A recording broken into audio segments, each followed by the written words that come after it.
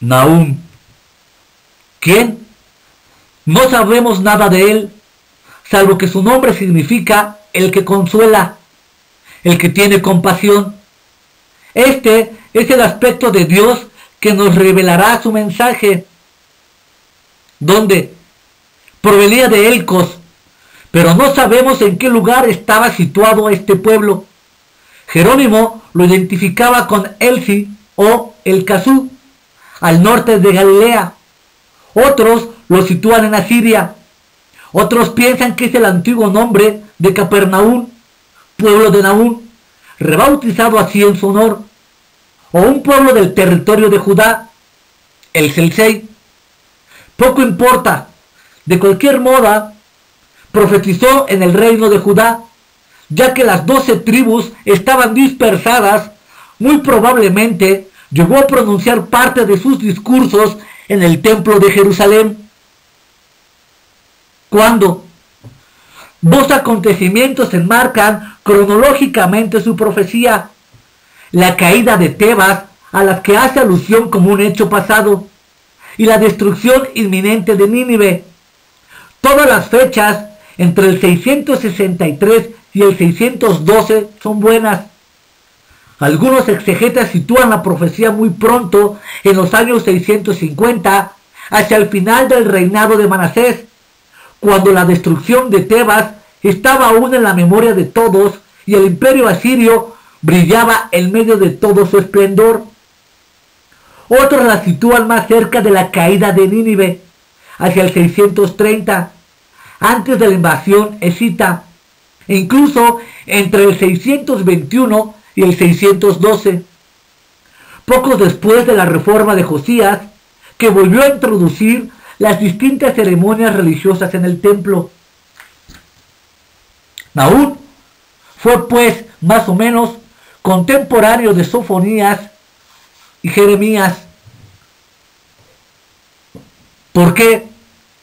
La profecía de Nahum se concentra por completo en el anuncio de la caída de Nínive, capital del imperio asirio, que imponía su dominio a todo el mundo antiguo en el siglo VII a.C. Unos 150 años antes, Jonás había sido enviado a Nínive para advertir a sus habitantes de la inminente destrucción de su ciudad.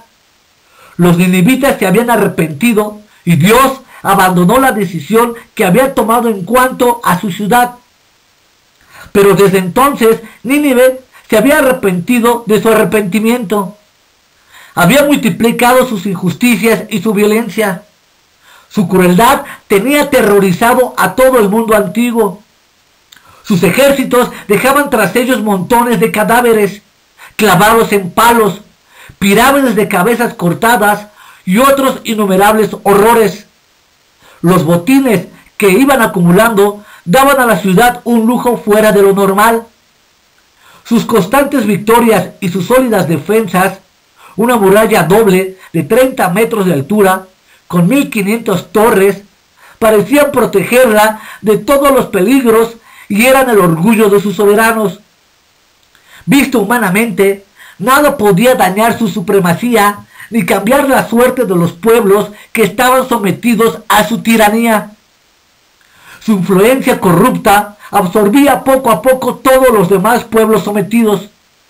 Manasés introdujo en Judá prácticas idólatras asirias, con todos sus ritos inmorales,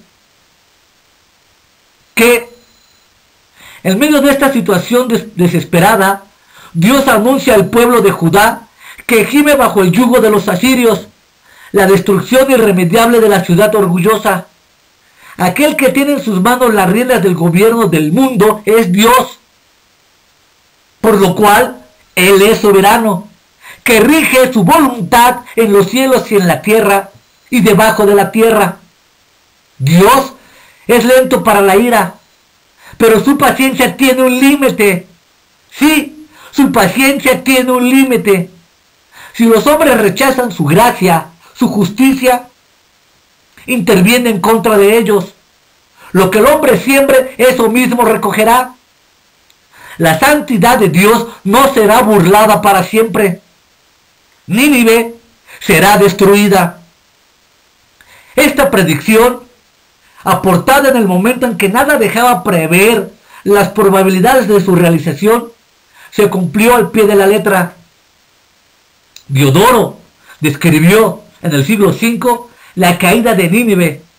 Su relato confirma punto por punto la profecía de Nahum, la inundación que se llevó una parte de las murallas, el incendio de la ciudad, la masacre de los habitantes y el robo de las casas. La destrucción de la ciudad fue tan espantosa que, durante siglos, se ignoró el lugar en el que había estado situada.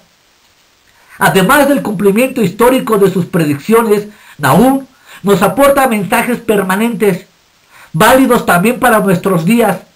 La visión de un Dios santo, fuerte y justo, Señor de la historia, irritado por la maldad de los hombres, irritado por su gran pecado y su gran abominación.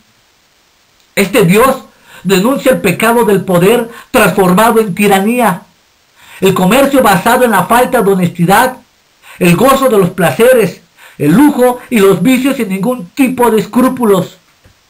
Ante la inmoralidad y la falta de honestidad, Nahum hace oír el grito de una conciencia ultrajada: demasiado es demasiado.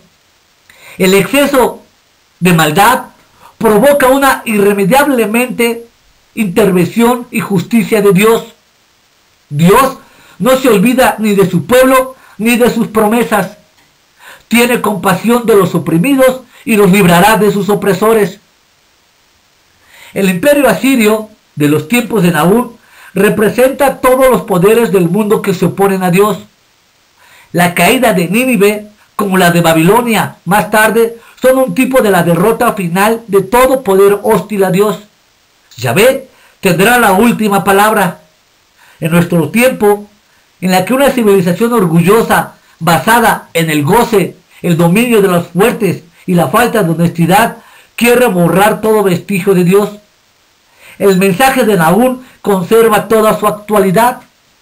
Este mensaje bien podría ser aplicado a los Estados Unidos de Norteamérica, que con su imperialismo, su maldad, su crueldad y su voracidad invaden a cuanto pueblo pueden para robarles de ellos su petróleo, sus recursos, su dignidad y su honor. Este pueblo norteamericano, que tanto ha contribuido a una falsa adoración de Dios y a una acumulada apostasía, tendrá que verse tarde o temprano con la ira y el juicio divino del Dios soberano, llamado Yahweh. Es claro que como todos los antiguos imperios cayeron a causa de su maldad, es también muy claro que Dios ha abandonado a los Estados Unidos de Norteamérica. Si no veamos toda su pornografía, todo su lesbianismo, todo su homosexualismo, toda la falsa doctrina y herejía que distribuyen alrededor del mundo, dando falsas creencias del Santo de Israel. Veamos su imperialismo, veamos su consumismo, veamos su idolatría en las cosas materiales. Su mal llamada teología de la prosperidad es una idolátrica adoración a los bienes materiales disfrazada de religión, disfrazada de pietismo. ¿Cómo? En un estilo claro, rico y original, y lleno de fuerza, Nahum describe la toma de la ciudad y su destrucción. El ritmo de sus versículos golpea y rueda, rebotea y chispea, como los carros y los jinetes que describe. En medio ciento de poemas negativos e irónicos, pinta y explica la caída de la potencia opresora. Su libro se divide en tres partes: el anuncio del juicio, la descripción del juicio